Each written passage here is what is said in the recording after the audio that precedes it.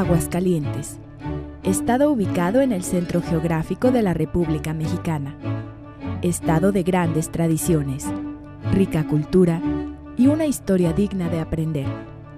Este es el momento de conocer sus orígenes, de descubrir su fundación, de saber cómo empezó la historia de mi tierra.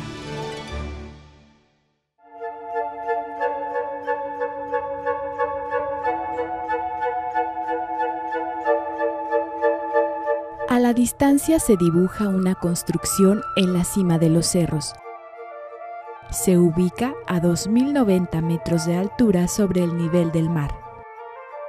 Hace millones de años, este sitio estuvo bajo las aguas, como lo muestran los vestigios paleontológicos encontrados en las riberas de los actuales ríos. Su nombre, Tepezalá, o Tepetzalan, que en náhuatl puede significar lugar entre cerros, flor en roca o montaña de cal. Una de las naciones chichimecas que habitaron este lugar fue la de indios huachichiles, que significa cabezas coloradas, los más belicosos, de tipo nómada, dedicados a la caza y la recolección, habitaban en cuevas naturales o artificiales y cubrían sus cuerpos con las pieles de los animales que cazaban.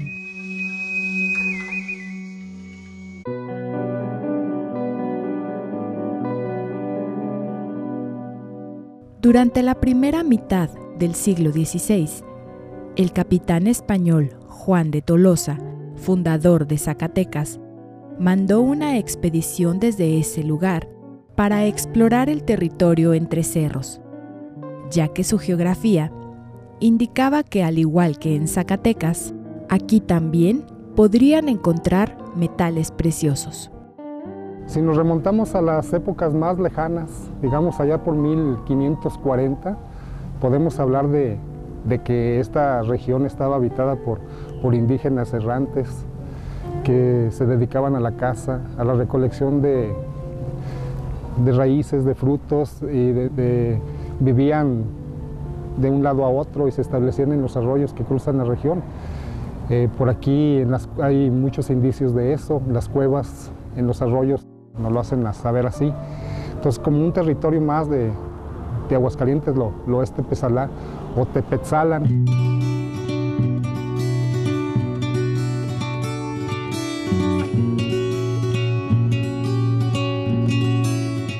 Para el año de 1546, el fundador de Zacatecas, Juan de Tolosa, estableció a las faldas del Cerro de San Juan un pequeño campamento. Definitivamente en este lugar les llamó mucho la atención. Se decía que venían buscando amazonas y otras cosas con los indígenas, pero creemos que lo que a los españoles les llama la atención, como siempre lo fue, la búsqueda de metales como el oro, la plata y muchos otros que ellos, eso era lo que venían buscando. El paso obligado de Zacatecas al lugar entre cerros era por lo que hoy conocemos como la comunidad de Mesillas, donde los españoles y algunos indios zacatecos tuvieron sangrientos encuentros con los indios huachichiles. Mesillas fue una zona de indios, ¿verdad?, donde habitaron los huachichiles. Y aquí era una zona de mucha vegetación. Según eso de la historia, está donde los indios andaban aquí en estos cerros. De hecho, tenemos vestigios de ellos aquí abajo de la presa. Y sobre eso, pues la caza era lo que utilizaban en aquel tiempo. Según eso, pues la liebre, el conejo, la rata, y pues la víbora, el guajolote. Pues principalmente eso era lo que había. Cazaban los animales, ¿verdad?, con flechas, porque los indios, pues eso es lo que tenían. Y aún tengo ahorita por ahí unas flechillas también de eso, de aquellos tiempos. Mesillas es tan viejo como la humanidad. Mesillas no no podemos sacar exactamente datos porque siempre ha sido gente. Es una tierra de indios, de los huachichiles, los chichimecas, donde en tiempo de tunas, en tiempo de los mezquites, emigraban a estas tierras, recolectaban el mezquite aquí de las mezquitadas, lo que es ahorita Valle de las Delicias, se subían aquí a donde tenían ya sus aposentos y los trabajaban. Hay las piedras donde molían la harina y la guardaban en los morrales.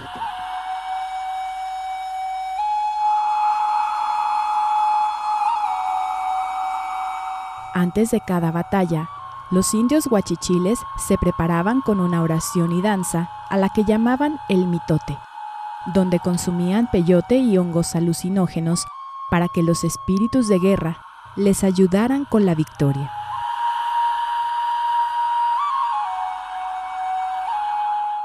Fue hasta el 16 de abril del año de 1573, cuando el rey Felipe II expide la real cédula en la que fija la fundación de Tepesalá.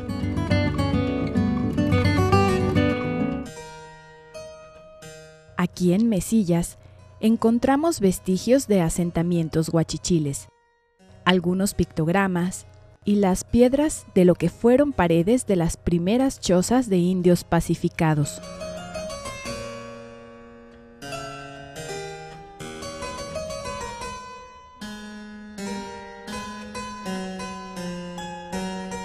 Esta comunidad, bueno, debe su nombre a 5 mesillas. Viene el nombre de la mesilla chueca, de la mesilla del jardín, de la mesilla grande y de la mesita del rincón del muerto y de la mesita de la presa.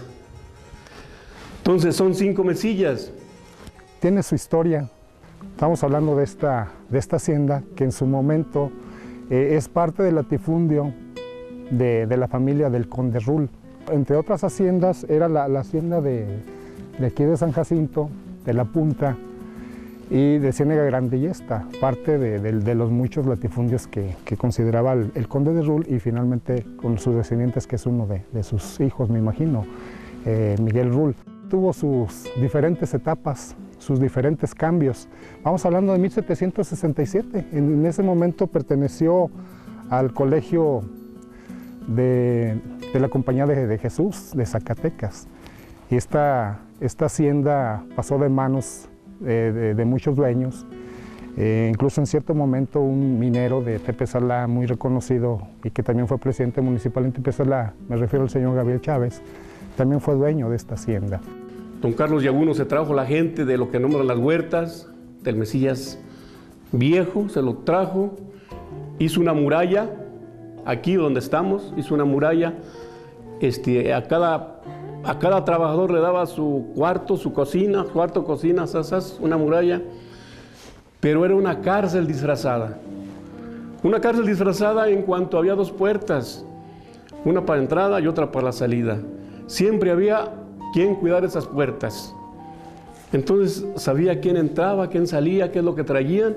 Cuando entraban los trabajadores, los esculcaban a ver qué es lo que llevaban. Cuando salían, ¿a dónde vas? Total que era una cárcel disfrazada, que desde que podían trabajar los niños hasta que morían. Morían la gente de hambre, no tenían para comer porque los hacendados les quitaban todo. Le ponían en la lista una calza de reja, de calza, una reja, doble siempre. Entonces, era el tiempo de la hacienda, yo no voy a decir que nomás esta, siempre. Y a escasos 200 metros de la mesilla, estamos hablando de la ruta de los Caminos de la Plata. Era una hacienda preciosa y muy próspera. Tenía este lugar donde estoy parado, grandes jardines, grandes rosales, y enfrente de nuestro tenemos un aspecto que se manejaba mucho en los caminos, algo muy característico como lo es el empedrado. Entonces, al entrar aquí a este lugar, observamos que hay mucha piedra todavía, piedra bola. Entonces aquí llegaban, era un lugar de llegada y de resguardo y demás.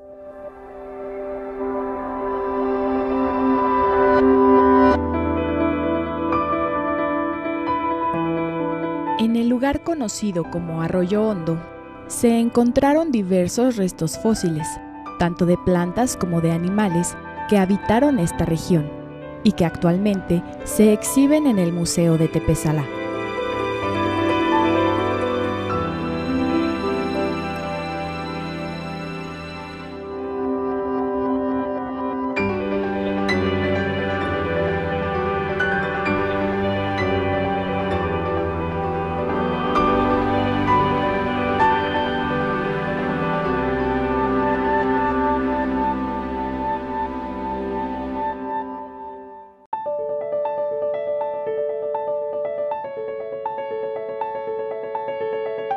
Más al sur del poblado y entre cerros, se funda la comunidad de Puerto de la Concepción, que según cuentan, fue el primer asentamiento de españoles en el lugar, además de ser el primer ejido del estado. Esta comunidad es de las más antiguas de este municipio. Podemos ubicarla dentro de la historia como uno de los pilares de la conformación de dicho ayuntamiento. Tiene vestigios innumerables. Creemos que el primer asentamiento humano que existió fue en un lugar llamado El Montecillo, lugar que se encuentra cubierto totalmente de múltiples cuevas. Esto nos da a entender de que en estos lugares estaba habitado por el indígena el Huachichil. Esta comunidad se conformó a través de gentes que interesadas por la minería, por el metal tan codiciado, el oro y la plata, llegaron de diferentes lugares de España, de Zacatecas, de Guanajuato, de infinidad de lugares de nuestro propio país. En un principio, esta comunidad se llamó el Puerto de Salsipuedes, porque se decía que la persona que entraba a este punto difícilmente podía salir de ella. O se quedaba por el interés de la minería, o definitivamente, si venía con otros intereses de otro tinte, pues se quedaba para siempre. Estamos hablando de que aquí perdía la vida.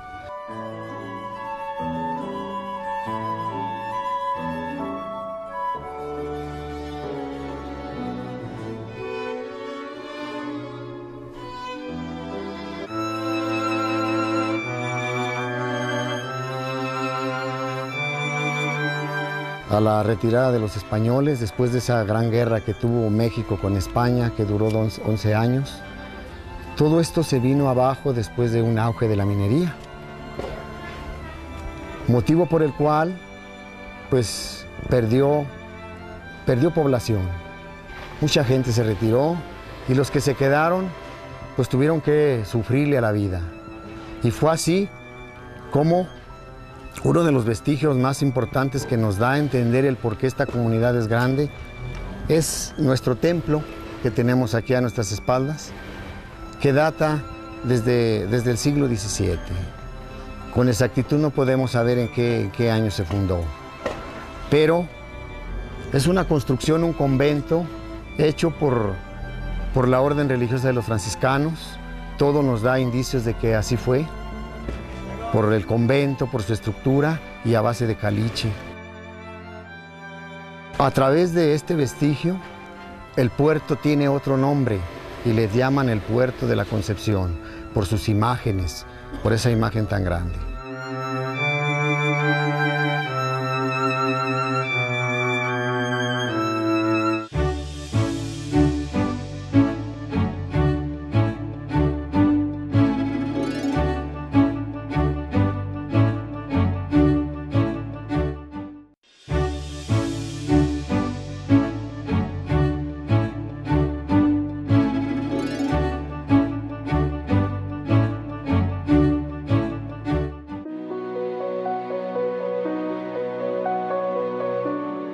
Ya para el siglo XVII, descubren la primera mina, a la cual se llamó San Pedro, constituida como importante enclave minero en la zona.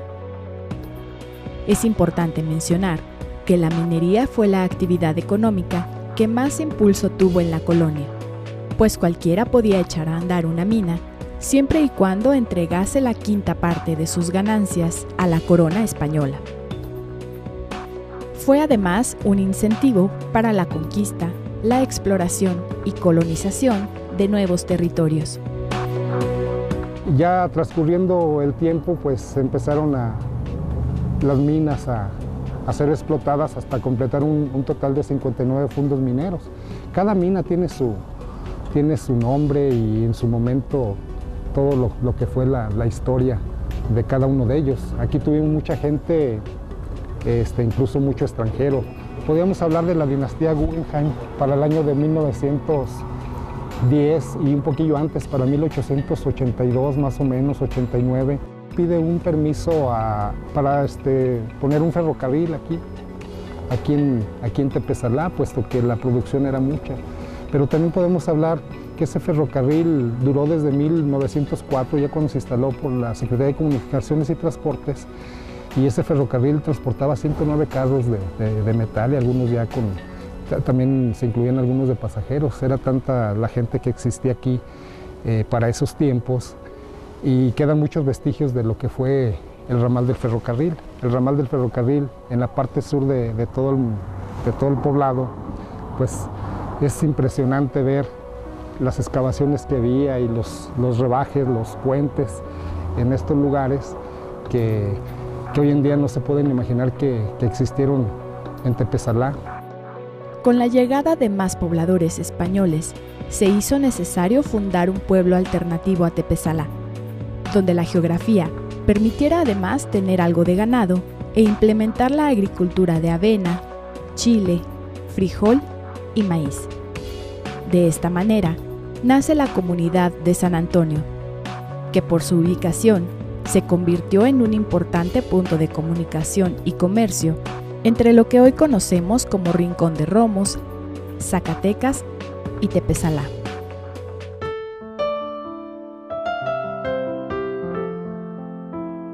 El inicio de San Antonio empieza más o menos a mediados del siglo XVIII, aquí en San Antonio Tepezalá. Da inicio precisamente por la necesidad que tenían las personas que trabajaban en las minas, que eran españoles, que explotaban las minas de Tepezalá y de Asientos. Empiezan a necesitar alimentar a sus bestias de carga y ven la oportunidad de que aquí, por ser una zona plana, poder sembrar lo que podía alimentar a los animales. Y ante esa necesidad empieza la gente que trabajaba en las minas a venirse a sembrar acá, a San Antonio, aprovechando también que en la parte poniente pasaba un río de manera natural y que también podían a través de ese río regar los sembradíos que aquí se daban. La actividad que se tenía surge precisamente por esa necesidad de sembrar. Quienes vinieron a establecerse aquí a San Antonio, que son la familia Ibargüengoitia, ellos empezaron a requerir de personas también para que trabajaran aquí en la hacienda, y es de la manera que empiezan a llegar gente, también a más gente a vivir aquí, y las actividades que realizaban ellos eran de acuerdo a la necesidad que tenían los hacendados. Venían aquí las personas y trabajaban como peones acasillados.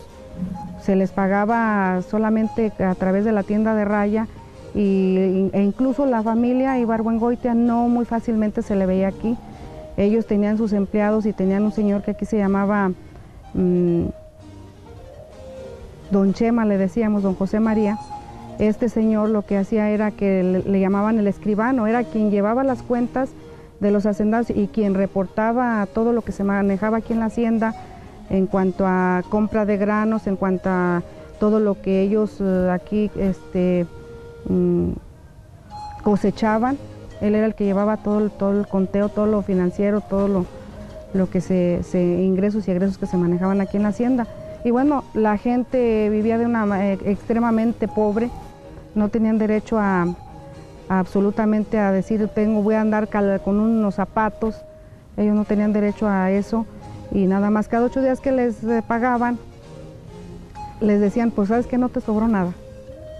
Entonces ellos así vivían, durante muchos años vivieron a expensas de los dueños de la hacienda, que precisamente la hacienda estaba ubicada aquí donde estamos, en este espacio.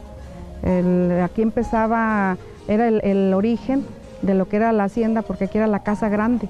Y ya de aquí hacia el norte se extendían todos los terrenos que eran propiedad de la familia Ibargüengoitia.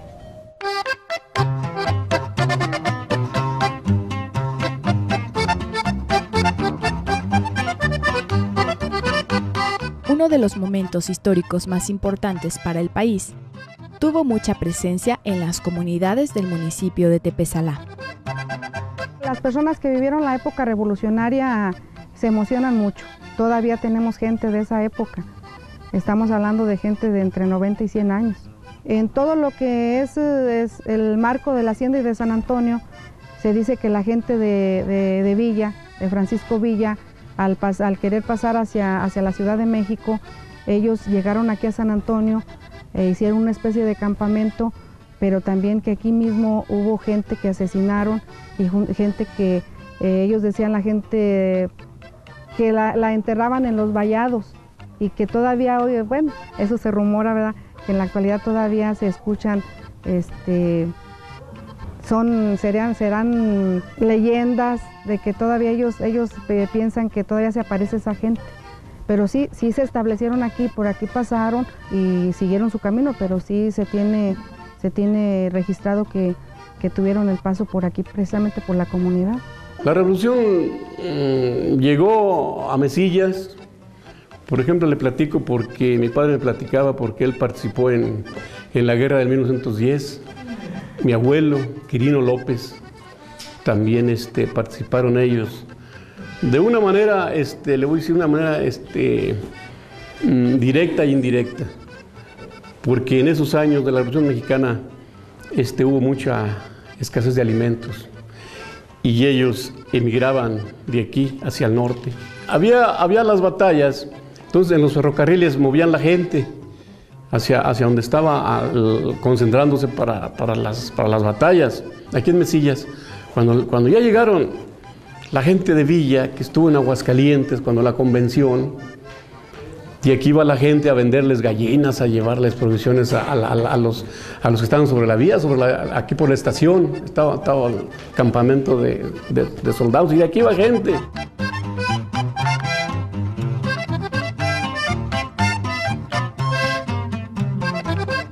Contaba mi padre que Villa era una persona muy, muy lista y él quería que las cosas fueran muy legales. Tenía a sus soldados muy penados de hacerle el bien a la gente, hacerle el bien.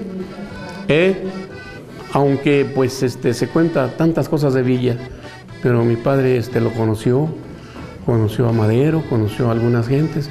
Mi padre era un hombre de campo, no era hombre de letras, entonces pero eso es lo que Villa alcanzó a llegar hasta aquí.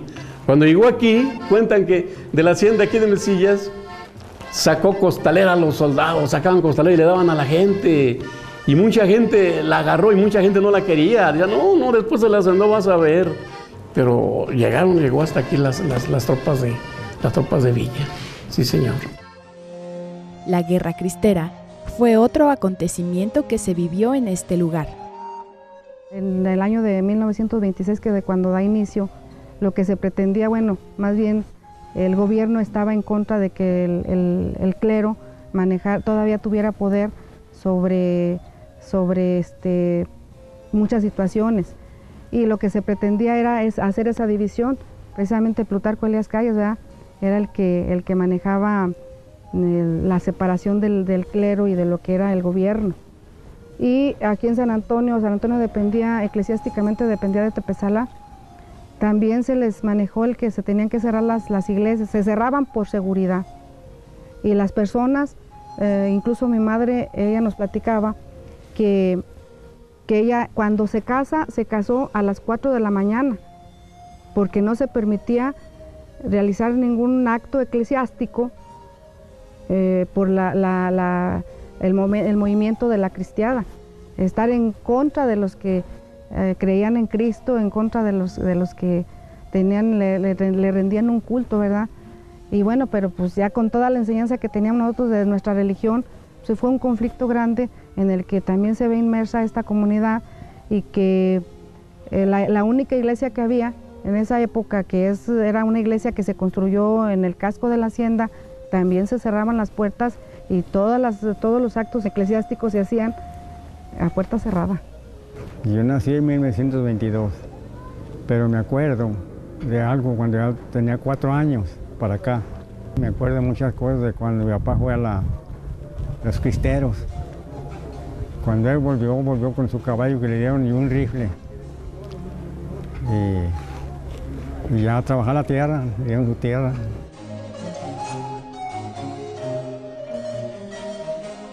Pues que andaban ahí persiguiendo a los curas, entonces no había servicio. Y aquí se fueron a bautizar una hija a Rincón, a las Escondidas. Fue cuando mataron a un señor Jesús Méndez y yo vine a ver ahí, por eso me acuerdo. Me platicaban que los perseguían a los curas y andaban escondidos por ahí. El movimiento revolucionario permitió que los grandes terrenos de feudos extranjeros quedaran segmentados en un reparto de tierras para los campesinos de estas tierras, y que eran quienes realmente las trabajaban. Fue así como se formó el primer ejido en la comunidad del Puerto de la Concepción. Lugares como el Puerto de la Concepción, donde fue el primer ejido en el estado en dotación de tierras, el 22 de enero de 1919. Fue el primer ejido del estado, por los albores de 1920, empieza una gestión muy fuerte de gentes tan importantes que estuvieron al frente de este movimiento, después de que la minería quedó como segundo término a nivel nacional. Entonces surge este proyecto de los habitantes de conformar un ejido. Es así como le quitan o expropian las tierras a la fuerza, ¿verdad?, de la hacienda de Ciénega Grande y conforman el primer ejido en el estado de Aguascalientes, repito que fue en el año de 1922, el 22 de enero de 1922, en un lugar llamado Las Tapias. Les entregan dicha dotación, dichos documentos que lo hacen como un pueblo, el primer ejido en conformarse en el estado de Aguascalientes. Para nosotros es un gran orgullo el que seamos partícipes y parte de ese proyecto.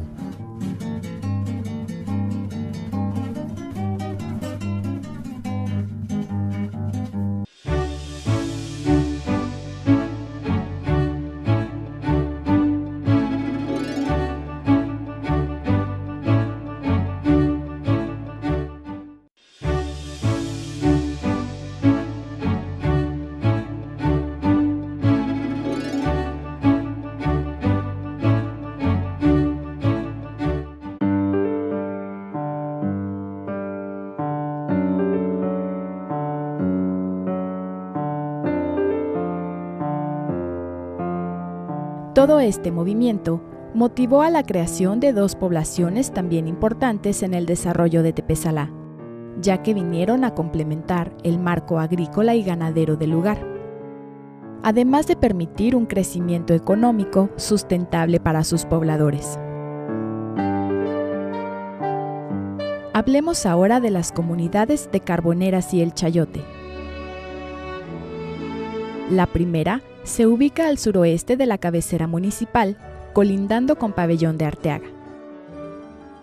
Y El Chayote se ubica al noroeste del municipio, colindando con Rincón de Romos. Esta historia proviene de 6 familias que llegaron a este lugar donde era un monte.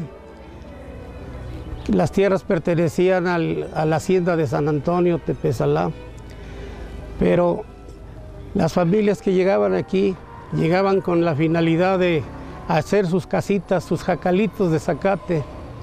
Posteriormente llegaron unos más, pero ya con el deseo de poseer una parcela para facilitar el medio de vida de su familia. Tanto los niños como los grandes oían las pláticas que había unas carboneras y que había unas carboneras. Y se decían unos a otros, vamos a ver las carboneras. Y de tanto repetir ese nombre, optaron por ponerle al rancho el nombre de Carboneras. Estaban unos hornos. Estos hornos los activaban con una capa de leña, una capa de piedra, una capa de leña, otra de piedra. Así elaboraban la cal. La cal que de aquí transportaban a venderla a Aguascalientes, a un mesón que se llamaba el Mesón de la Asunción. Allí mismo en esos hornos fabricaban el carbón. Capas de leña, capa de tierra, capa de leña, capa de tierra. Cuando el carbón estaba al rojo vivo, el que se encargaba de hacer esa quema aterraba ese cocedor con tierra. Lo dejaba enfriar 24 horas y a las 24 horas descargaba aquel horno para así enfriar esa mercancía y también transportarla a Aguascalientes. Más tarde llegaron más familias todavía de vecinos de Tepesalá, de Asientos, y se establecieron aquí hasta haber un número de 36 familias. Hicieron una reunión callejera, era para nombrar una comisión que fuera a hacer las gestiones del ejido. Hicieron las gestiones necesarias y pronto se realizó obtener las parcelas y cada uno tuvo su parcela, la fue a desmontar. Había pues, el interés de sembrarlas, de cultivarlas para pues, facilitar el medio de vida de las familias. Hubo una expropiación a los señores Calzada, a los que se les pues, expropió buen pedazo de tierra, y esta tierra fue repartida entre los hijos de los ejidatarios. Para cultivar las tierras se usaban yuntas de mulas, yuntas de caballos y yuntas de burros. Las familias vivían en jacales, en una gran pobreza, vivían en jacales de zacate. Su vestido era, con los hombres, calzón y camisa de manta, después el pantalón de pechera de mezclilla, y por último, pues las mujeres usaban vestidos largos, delantales, peinetas, y los niños, pues solamente calzoncito y camisita, descalzos.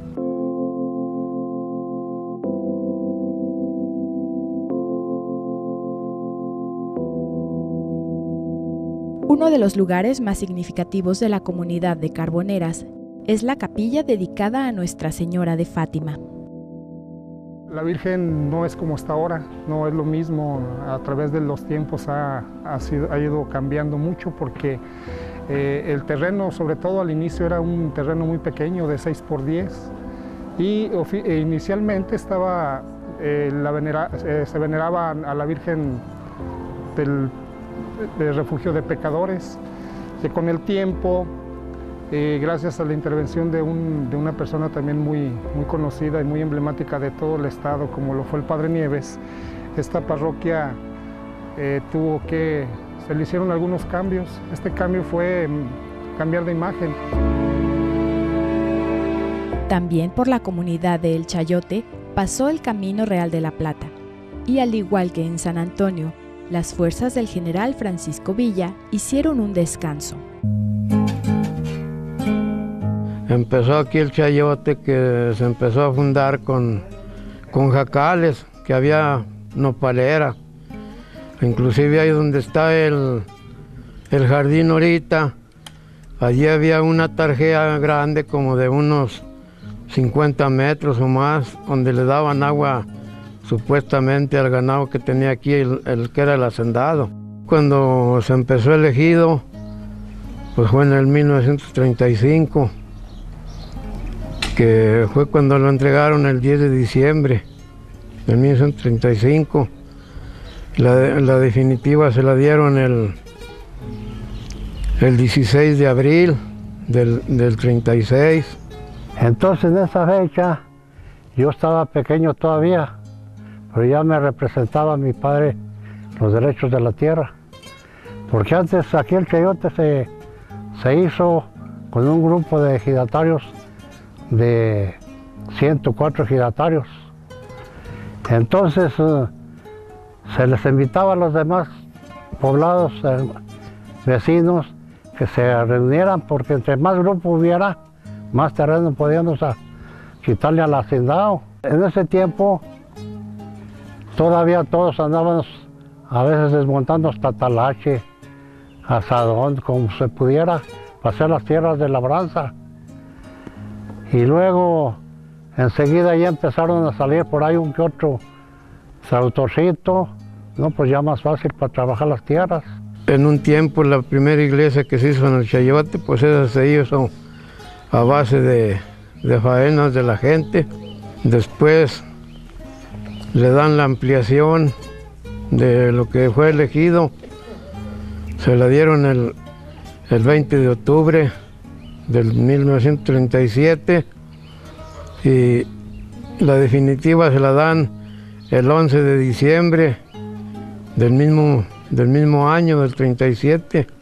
No se organizaron grupos y empezaron a gestionar pozos profundos para regadío de lo que es de temporal, porque el canal entró en 1936, pero nada más estaba del sifón hasta la presa, hecho con máquinas, y para darle más vida a la gente que no tenía empleo, que había necesidad, se hizo a talache y pues con pico y pala se les daba tareas y iban recorriendo hasta llegar el canal hasta al final, que es por allá Calabacillas, cerca de San Francisco de los Romos.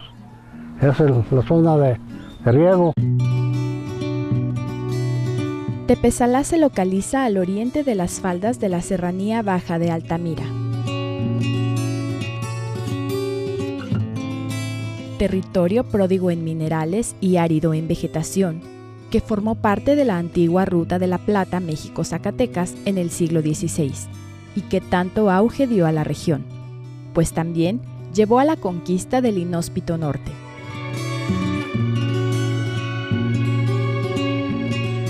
La estatua de un minero nos da la bienvenida a este rincón de nuestro estado.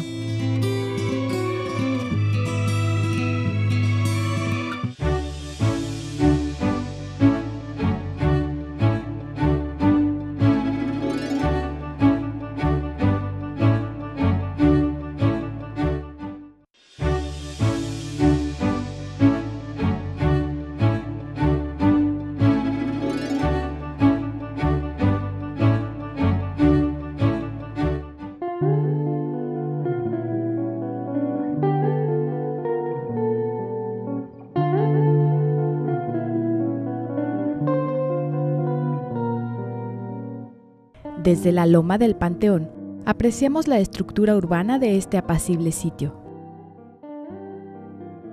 En este panteón descansan los restos de los primeros pobladores.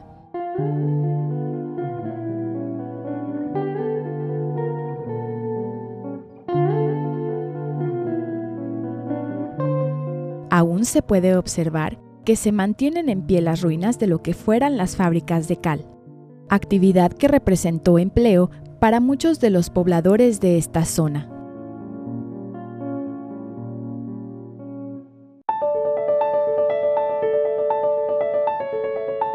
Poco después, nos dirigimos al centro de esta pequeña ciudad, cuyas empedradas calles aún le dan un toque rústico y pintoresco. Como primer punto, descubrimos la parroquia dedicada a Nuestra Señora del Refugio. Ubicada a un costado de la carretera y que nos indica que hemos llegado a la cabecera municipal.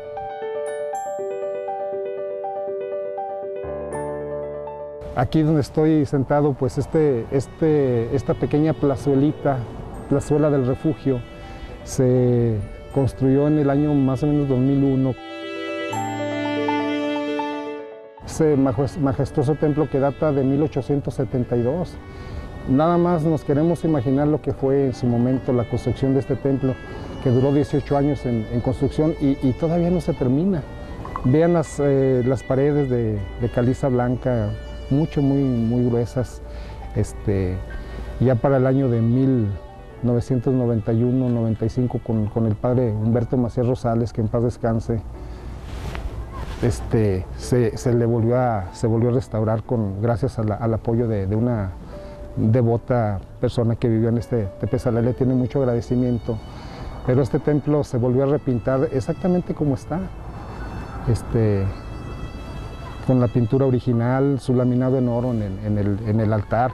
Y bueno, la fecha de la fiesta de este lugar, de la Virgen del Refugio de Pecadores, es el 4 de julio.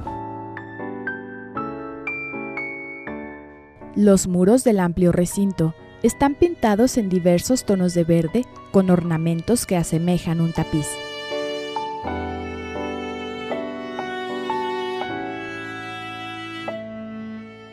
La cúpula tiene 8 vitrales, por los cuales entra la luz para iluminar el crucero y el altar.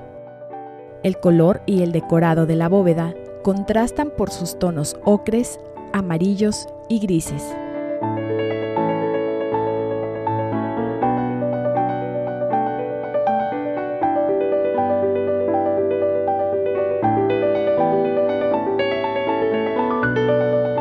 Al entrar al pueblo y al primer vistazo, nos percatamos de que las casas mantienen una uniformidad en tonos crema y café. Además, en muchas de ellas aún podemos encontrar techos de ollita.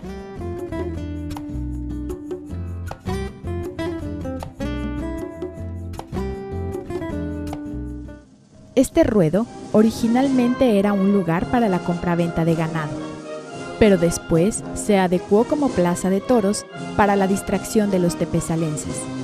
Una plaza de toros que muy pocos saben que existe.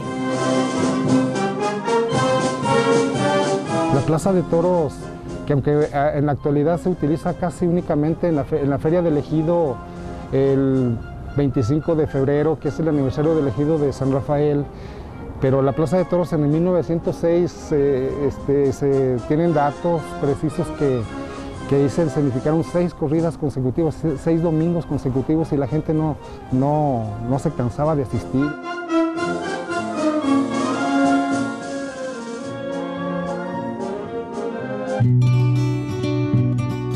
Ya en la plaza principal nos encontramos el kiosco, que según reza la placa, se construyó en 1987, como inicio del Plan de Desarrollo Urbano para mejorar el aspecto de la ciudad.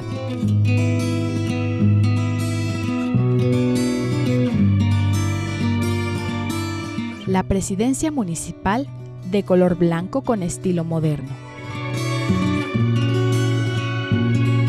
A un costado, la Casa Ejidal, donde actualmente se ubica una maquiladora. En un costado también de la plaza, hacia el norte, una edificación muy importante, como lo fue en su momento un lugar de llegada, que sirvió de mesón o de hotel.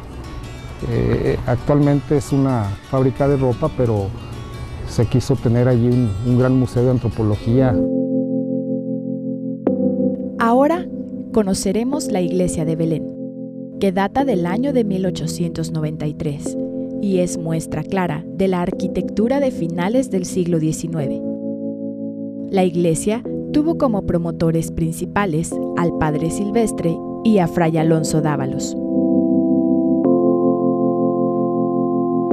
Está dedicada al Señor de Tepezalá, que es un Cristo negro muy venerado en la región por sus múltiples milagros.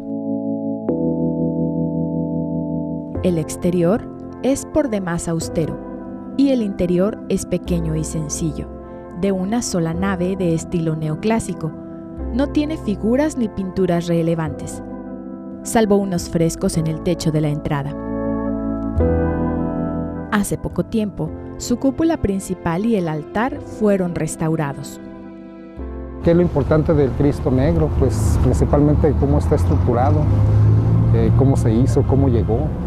Este Cristo Negro pues fue traído de Asientos, un siglo después de que se empezó la religión en este lugar. Aún conserva su corona, sus clavos de plata. Se han perdido algunas cosas muy importantes de este templo. Por ejemplo, tenía la pintura en los 4 retablos. Estamos hablando de los 4 evangelistas.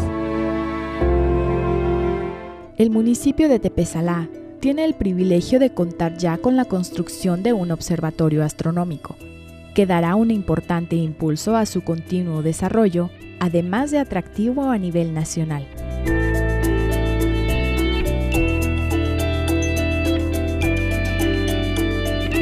Otro aspecto importante en Tepezalá, la extracción de laja negra. Esa ha sido también uno de los símbolos o de las cosas importantes que tiene Tepezalá para mostrarle tanto al Estado, a los municipios vecinos y por qué no al país y en otros lados. En la extracción de laja negra que sirve para piso, para fachada y para muchas cosas. En el museo podemos encontrar piezas que van desde la época prehispánica hasta el auge de la minería. Piezas de gran valor por su historia, como la muela y partes de la cadera de un mamut, puntas de flecha, hachas, utensilios de cocina y figuras talladas en piedra negra. Herramientas de trabajo para las minas y para el campo, así como aparatos que se utilizaban en las casas. También una gran muestra del tipo de piedras y minerales que se encontraban en las minas de la zona.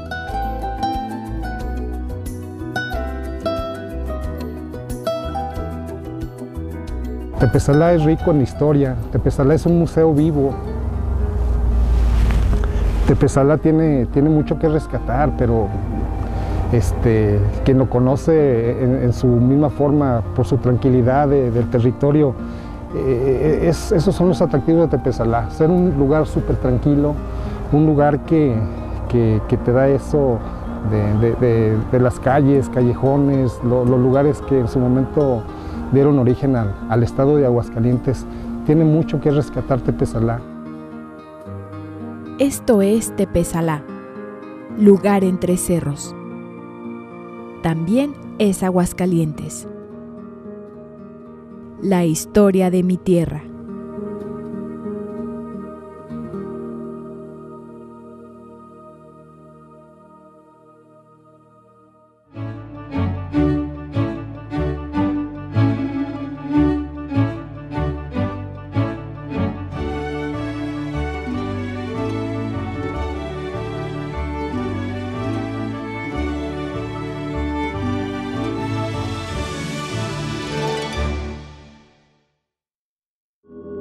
Esta fue una producción de Aguascalientes TV.